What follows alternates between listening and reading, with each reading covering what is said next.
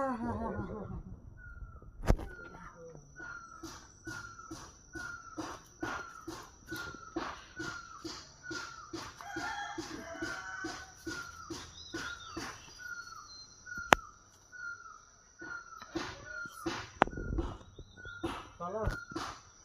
अलैँची बारीमा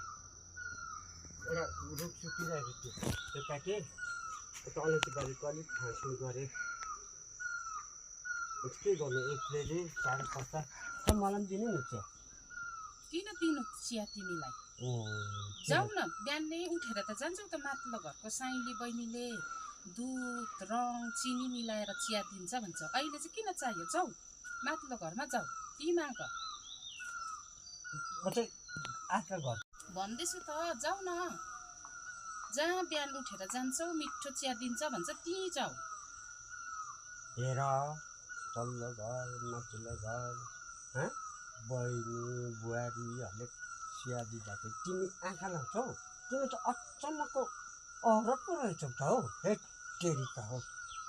यहाँ आफू भन्छ प्याक प्याक भइरहेको तिमीलाई आँखा नलाएर चाहिँ तिमीलाई के गर्नु माया गर्नु माया गर न त माया गर त लु माया माया